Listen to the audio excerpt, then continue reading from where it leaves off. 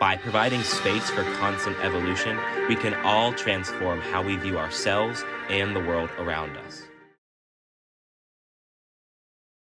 Bear with me, everybody. I'm going to start off today on a little bit of a heavy note, but I promise things will lighten up. The dots on this screen represent an adult life in months, assuming a life expectancy of 90. So if you're 18 years old right now, this is an optimistic estimate of the months that you have left. Take a second to take that in. Probably not as many as you would expect. And I'm sorry to say that it does get worse, because about a third of that time is going to be spent sleeping. On average, 126 of those months will go to school and your career. About 18 will be spent driving, 36 cooking and eating, 36 doing chores and errands, and about 27 in the bathroom and taking care of personal hygiene. So that leaves you with 334 months, optimistically, for everything else. So this is where you tick the boxes on your bucket list. This is where you pursue your passions and travel the world and leave your mark. How you spend this time is going to determine the quality of your life. But this time isn't just something that you spend, it's also something that you invest. Because what you do with it will quite literally determine the kind of person you become. The body, mind, and character that you will have in the future are being actively shaped by how you choose to use your time today. So take a second and ask yourself, what do you want to do with that free time? What things do you want to do that you haven't done? Who do you want to spend that time with? What is worth investing it in? Now, I would be willing to bet that scrolling through TikTok, binge watching Netflix, and playing video games probably did not come to mind. But today, the average 18-year-old in the United States is on pace to spend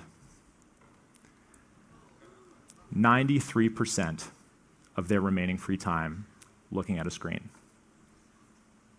That is not counting time for school.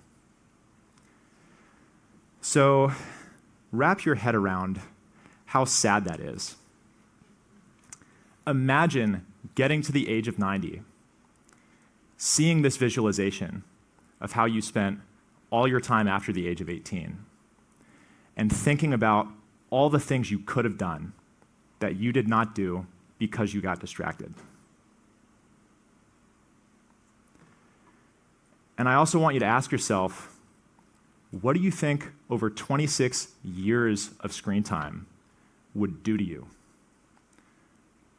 What is that an investment in?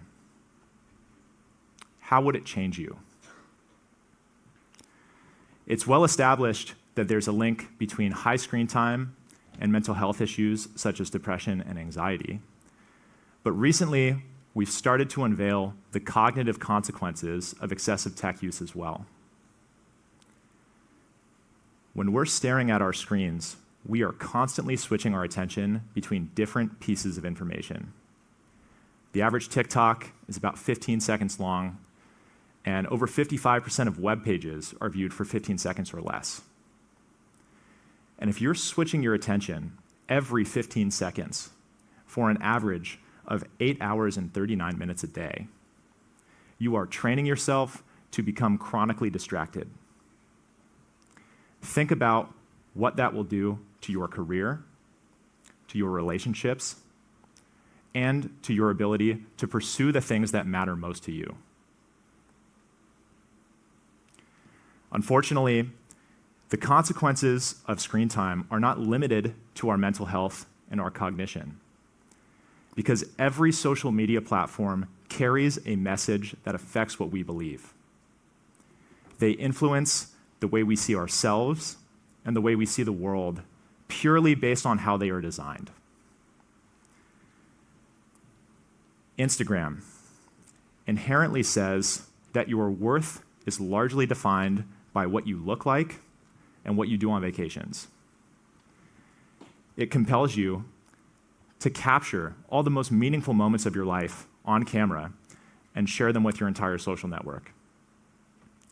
And it implicitly says that it's more valuable to have 1,000 people that will give you transient social approval than a few that deeply care about you, even when it's not your best day. Snapchat inherently says that the quality of our relationships is best measured by the frequency of our communication, regardless of what we're actually saying. You get a point added to your Snapchat streak, even if you just send a picture of the side of your face with the caption streaks. Twitter says that anything worth saying can and should be reduced to an arbitrary number of characters. It says that the world is black and white, that it's more important to be updated about everything than deeply informed about anything. And when you start to compare the messages these platforms are sending with those of technologies from the past, you begin to get a sense of what we might be losing. Because the inherent structure of a book says that the world is complex and it takes time to understand. It compels us to walk in the shoes of other people and see things from their perspective with context. And it forces us to focus on one train of thought for an extended period of time, which nurtures our attention. And the letter tells us that our communication doesn't need to be frequent. It just needs to be deep. So when you factor all that in, it quickly becomes clear that the opportunity cost of this screen time is impossible to calculate. And I have never shown this visualization to anyone that actually wants to spend 93% of their remaining free time staring at a screen. So there's a stark difference between how much time we say our screens are worth and how much time we actually give them. And it is critical to realize that is not an accident. That is by design. It's a consequence of a business model that has incentives which are fundamentally misaligned with your well-being. Because you are the product that social media sells. These services are free because they are monetizing you. They profit by helping advertisers change your future behavior, whether that be where you spend your time, how you spend your money, or even who you vote for. In order to do that, they have to do two things. They need to figure out which ads are going to influence you by collecting as much data about you as they possibly can, and then they need to show you as many of those ads as possible. So social media is free because you pay for it with your time. Their profit is directly linked to how long they can get you to scroll. And every social media platform is in a battle with each other to capture as much of your free time as possible. So let's run a thought experiment. I want you to ask yourself, how much would you pay for your favorite social media platform if it charged you a monthly subscription fee? So pick the app that you use the most, and raise your hand if you would pay at least $5 a month. Okay, how about $10 a month? 20? I don't see any hands anymore.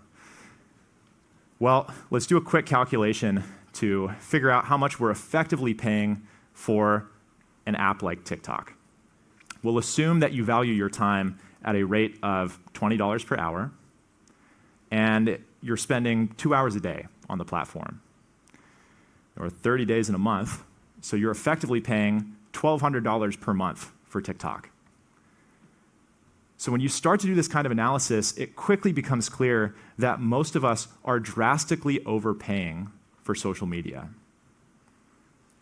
My ask of you is this: figure out what it means for you to get a good deal out of social media platforms. In order to do that, you have to do two things. You have to ask yourself, what value do these services provide? And second, you have to ask, how much of your time is that value worth? Now, I want to be clear that I am not saying social media is without value. It can be an incredibly powerful tool. It can foster relationships, it can introduce you to new ideas, it can even spark social movements.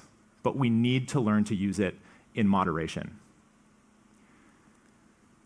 Don't let yourself get to the age of 90, only to look back on your life and realize that while you were trying to avoid FOMO, you actually missed out on living. That free time is your most valuable resource. Do not give it away for free. Thank you.